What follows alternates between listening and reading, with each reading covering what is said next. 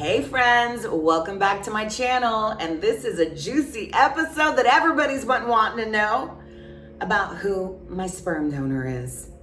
Yeah, so welcome to my channel. By the way, I'm here just talking about my journey, plus size pregnancy, over the age of 40 with twins. Yeah, there's a lot of layers going on right now. We're just about to add another one, like buttercream.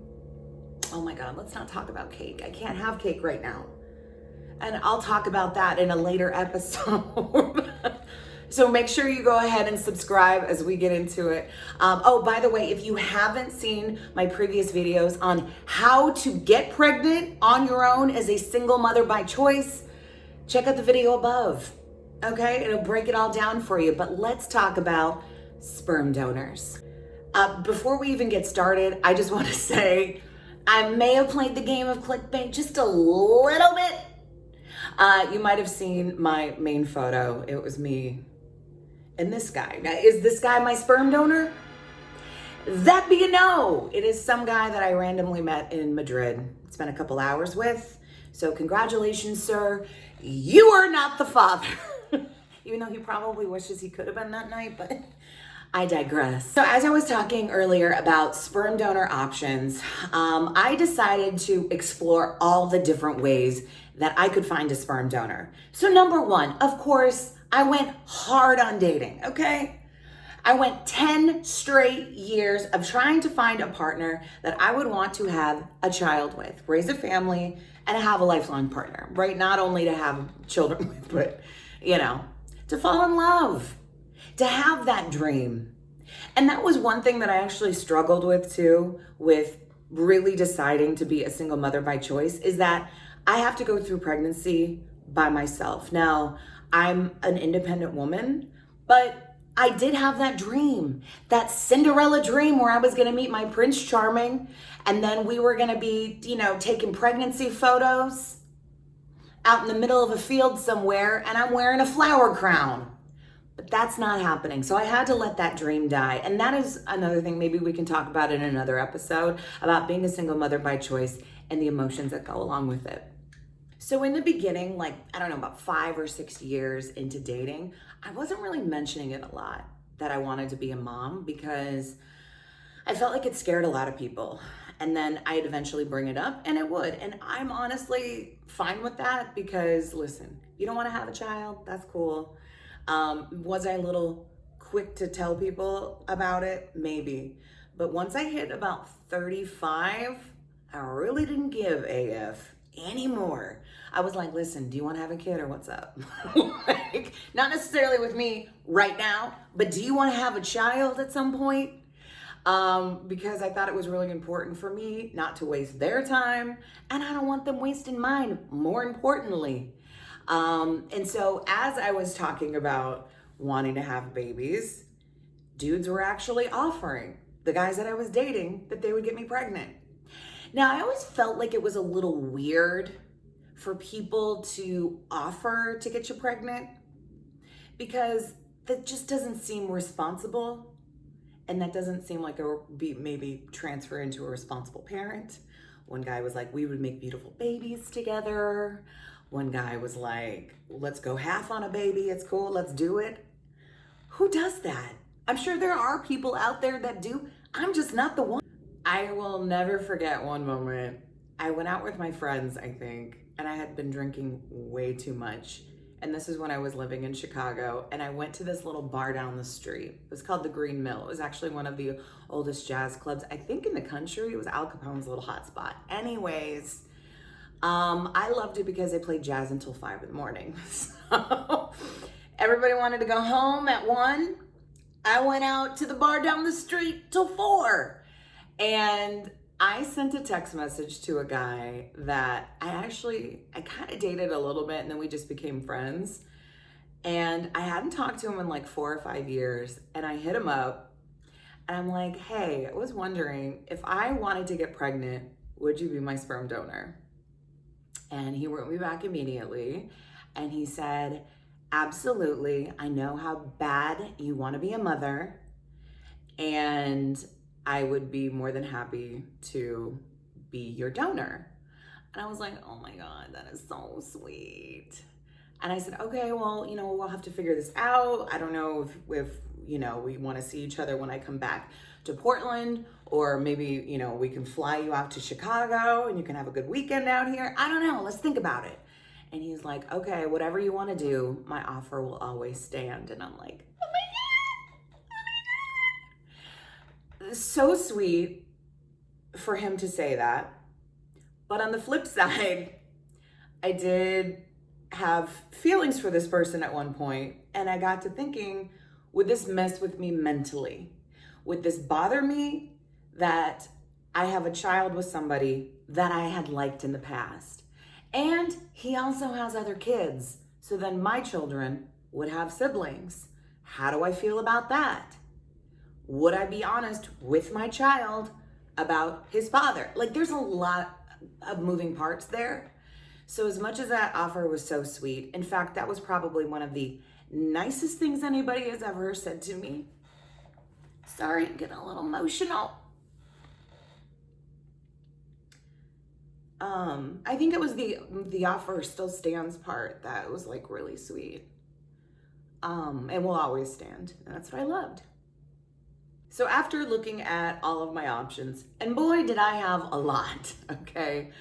I actually asked my therapist, because there was one person I was actually considering about being my sperm donor, but he was a little crazy, very handsome, smart, but he was crazy. And so I said, is that like a genetic thing? Does crazy run in your blood, or is that just based off of your experiences? And she's like, well, it can be genetic. And I said, no, not doing that. So I decided to go right to the websites and start looking at sperm donors, which I've mentioned in the past is very much like online dating. Now, luckily, I have 10 years experience in online dating. A lot of years, meaning many people. And I will say that it actually has primed me for looking for a sperm donor. These websites are really interesting, okay? Because the one that I went to is you actually can see their baby pictures, their hobbies, the thing that they do, their education. And then on top of it all, you can pay a little extra and you can listen to an audio interview. Now, if you want to listen to audio interviews of your possible sperm donor, that is a total mind F. I don't know if I liked it. Now, of course, being in radio, working in audio, I was curious. I wanted to hear the guy's voice. Because in a lot of times, when listeners will call in and I hear that, I can tell if they're crazy or not. So I was listening to this guy. All right, he sounds like a normal dude. On his profile, he says that he's 6'3". So because of online dating and all the things that I've been through, I've been catfished many a times. I know dudes lie on there. He ain't 6'3", he's probably 5'11". He also said he's a semi-professional baseball player, or was, meaning he probably played baseball at his community college. I mean, there's a lot, he says he's in IT. That means he works at a call center. But you want to know something? Does it bother me? No, because it's all about my children being raised in the environment that they're in. Maybe some things are genetic, but I think it's all about how you raise your children and how they turn up in the world. Because I have to say that I do have a lot of friends that come from, doctors and lawyers, and they're a little cuckoo. A couple of them ended up doing some hardcore drugs, had some issues, okay? We all know somebody like that who comes from privilege, and it's totally messed up. Maybe some wires are crossed. We don't know. I'm not here to judge, but I'm just saying I'm ready to have my babies in a healthy environment. So I went through the sperm donor bank. I actually got, I think, 6 vials of sperm, which ended up being a lot of money, okay? So going this route is not the cheapest route, but I also think that it's the healthiest for my mental, knowing that I don't have any affiliation with I don't know this person personally. I don't have any affiliation or history with them. So I think that that's also positive. Because honestly, I know myself, right? And I know that I can get emotional. Would I get emotional? Would I want this person there if I would know the sperm donor? Maybe and probably. So it's probably better that I went with the sperm donor. Now, after they turn 18, they are able to be in contact, and my sperm donor, it's an open relationship, which I'm 100% gonna be honest with my kids, like from day one, about the sperm donor, and just let them know. And we can talk about that in a later video as well. But I think it's really important just to be open and honest with my kids. So like I said, I bought 6 vials of sperm, and it's very expensive. This is not getting the homie hookup from your dude down the street, okay? So I actually had, I think it was 2 or 3 vials sent down from the fertility center. And you have to spend, I think it's like $200 in shipping, because you have special tanks that they have to put it in with the dry ice and all of the things. And I was tracking it because we're having $1,500 worth of sperm being sent down. And so I saw that they attempted to deliver after business hours. And I'm like, are you freaking kidding me? So I called FedEx and I'm like, dude, I've got some perishable things that were trying to be delivered to this business, and you delivered after hours. I don't even know why they would try to do after hours, because the FedEx guy should know better. He was like, I'm so sorry, ma'am. No problem. Let's put I'll look into your account. Can I ask what's in the perishable items? Is it food? I said, no, it's sperm. He's like, okay, hold on 1 minute, hold on. It was so funny. So then he's like, okay, well, we put a special flag on it and we'll have it delivered, first thing in the morning. I was like, thank you. So I called the fertility center the next day and I was like, hey, did y'all get my sperm in yet? Or she's like, oh yeah, I did. I said, okay, well, I called FedEx and I told them I needed it delivered ASAP, okay, because it's perishable. She's like, oh yeah, I saw some notes on some packages that I've never seen before. And I was like, oh yeah, that was me. And I freaked out all the FedEx guys knowing they're shipping sperm, which I'm sure that they know that. It was funny. Who is my sperm donor? We don't know. Seems like a nice guy, adorable kid.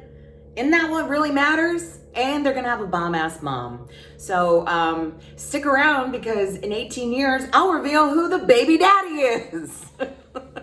Anyways, thank you guys so much for subscribing, watching these silly videos as my journey goes on. Oh, I almost forgot. 23 weeks, the baby bump. I'll show you. Oh, I am wearing black, so. Is it getting any bigger? A little bit. Plus size and pregnant. This is what you get. But I stopped wearing like tight clothes. And honestly, I really have not purchased any maternity clothes. Oh, we're gonna talk about that too, like maternity clothes and things you can transfer into maternity clothes. Listen, I don't wanna buy, I bought 1 t-shirt over at Walmart, and I bought a pair of shorts too. I don't like them. Actually, I'll have to try them on for you guys before I return them. Subscribe to the channel, and thanks so much for watching. Bye.